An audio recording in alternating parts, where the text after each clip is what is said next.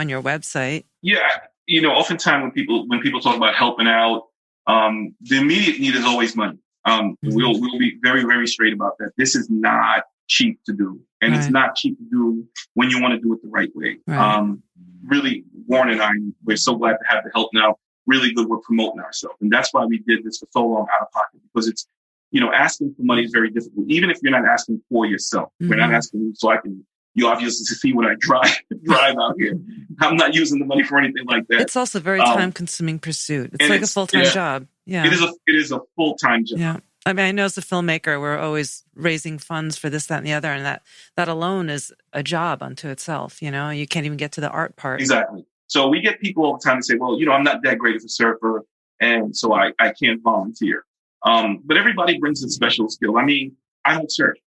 I'll, carry the boards. I'll, help with the equipment. Some people are really good at taking pictures. They're photographers. Some people will help set up.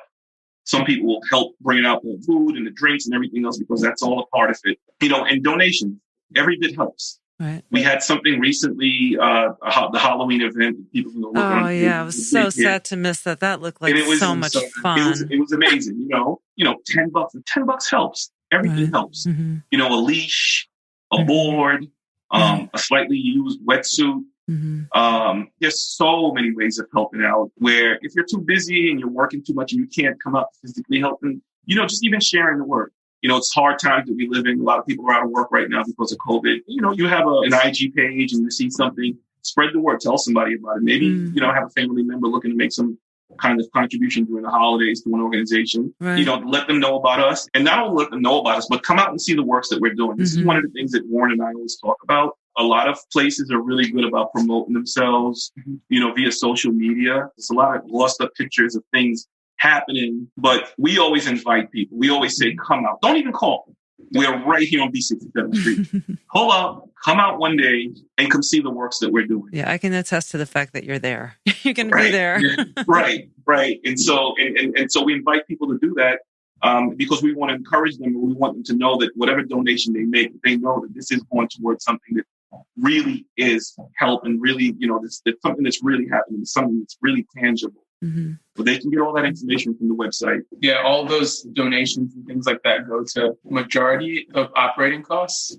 So, we transport these kids. So a lot of them we pick up from their houses and bring them over. We buy food for all these events. Some things are donated, like from Patagonia. They send provisions and stuff like that. But whenever the kids are hungry, when they get off the water, we literally have to provide something for them to eat. Make sure they get home safely, things like that. And we have volunteers who are working. We have our coordinators who are working very, very hard for us throughout the entire week, and as a full-time job, helping us with these coordination efforts of partnerships as well as fundraising. We have coordinators who are not working right now. So we would like to be able to support them. Because they've been supporting us. We're lucky enough to have full-time jobs. Also we have to do this, but they're doing this out of pocket. We try to support them as best we can, whether it's give them rides and things like that. But we are all a family. One of the things that we always kind of say is it takes a village, Oh, yeah. So we all have to take care of each other as much as we can. So these monetary donations, it means so much to everything that we do. It's great to have a wetsuit and things like that. Or, we get board donations, which are amazing because we always have kids who need boards. A lot of times the surf shops in the neighborhood will always help us out, and they've been really great with that, with renting boards to us. But monetary donations go a long way to a lot of our cost and what it takes for us to keep going. So, like I said, Aydon and I have been doing this out of pocket for 2.5 years now. We'll continue to do it out of pocket if we need to, because we believe in this and we believe in our community and in these children. So I think it would be great if we organize a big fundraiser. I think it would be really fun. It's always a great excuse to bring the community together, and like your Halloween event, it's just fun. It's bringing us all together. A last question. This year, the Black Lives Matter movement, it brought awareness to a lot of people about the problems that have been there, but most people weren't aware of at that level. And I think people were trying to grow and learn and understand how those forces exist in everything. And so I think there was a lot of looking into the, surf culture and like, wait, how does this perpetuate this kind of institutionalized racism? Do you feel that moment raised the awareness that people had for your organization? Did you find that people were like looking for you guys? Like, did you feel the impact of that moment as an organization, or you're just operating as you were? We always feel that it's our responsibility. I can speak for myself being a co-founder for this organization, that it is our responsibility to speak up. And growing up in the Rockaways, knowing a lot of the people that I know, sometimes it's taken in a way like it should be just about the kids and surfing, whatever. But it is about the kids. Mm-hmm. These are children of color, primarily children of color. And they're going through some of the same things that I went through 30, 35 years ago. It's still there. It was perhaps a little hidden under and in more recent years come to the surface. Mm-hmm. So it's obviously still there. Right. You can see that right here on this peninsula. Mm-hmm. It may be a turnoff to some people. And I, frankly, say it like that. I don't care. Yeah. Because this is our lives that we're talking about. This is the lives of our children that we're talking about. And so did things on a level, because again, a lot of this stuff had to do with COVID. We had a paddle out and people were like, and this was at the height of COVID, you should have had this, be a much bigger thing. And we were like, well, for one, we have these children, we have to keep them safe. Right. And so, we did our part to spread on our small platform. We barely have 1,500 followers on our Instagram for what we can do. But we felt that it's important for these kids to learn about this. We feel that it's important for them to understand what's going on. We have these discussions with them all the time. Mm-hmm. A lot of our organizers outside of Laru Beya are very, very involved in this. We're actually living this. Again, there's what you see on Instagram and, people doing all these things and making all these statements. And then there's actually living this. Mm-hmm. I've been protesting since the 90s, right. About these inequities in our system. I went to these schools where I had teachers try and steer me in certain directions. Yeah. And I was what you call a football nerd. Mm-hmm. And people didn't understand how I got the grades that I got. But that was because, you play football and you're black.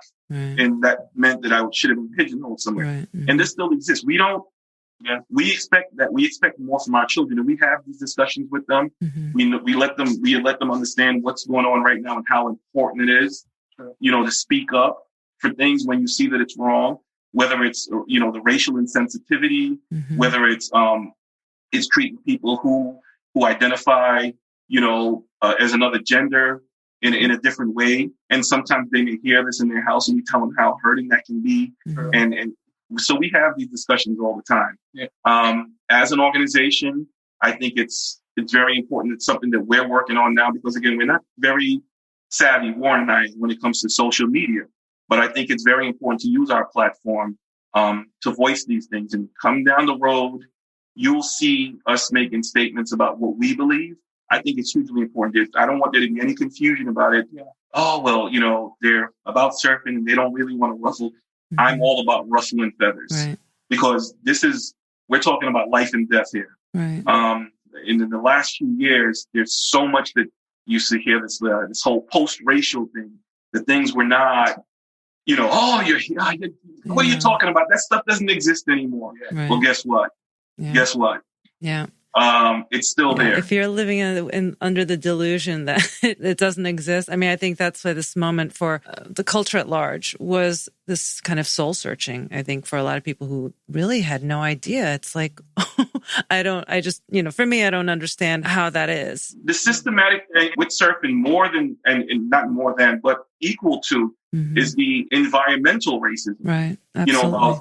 About having certain things put in your neighborhood that nobody else can get put in your neighborhood. Right, exactly. It's so detrimental to your health. But, you put these recycling cement places right across the street from Redfern where people are breathing in this dust.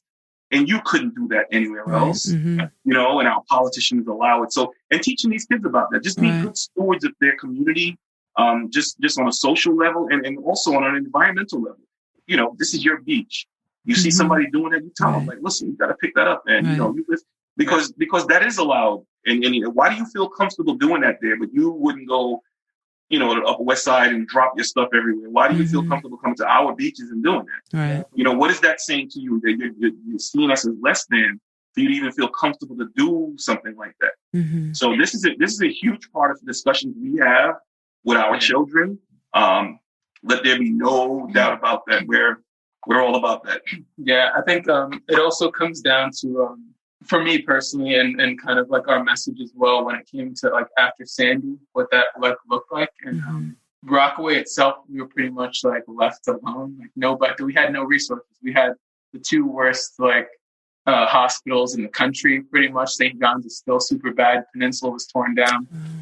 So we have no resources out here, and everyone forgot about us for the most part. We still live in like a super segregated community, and that's still evident today. But for the most part, I mean, the new surf community and all this like comes from like gentrification. Like all of these people are coming and they're pouring their money into these businesses. And before, you don't see the same demographic here in the 60s as you would have before. So now it's switching up. There's businesses and people are like migrating. I guess they call it like they're migrating downtown a little more, So now they're intermingling with us who've lived here forever. And we couldn't afford to rebuild our homes after Sandy. And that's the reality of it, is that New York City Build It Back was dragging their feet on rebuilding our homes. They rebuilt all the homes uptown like a long time ago, years ago.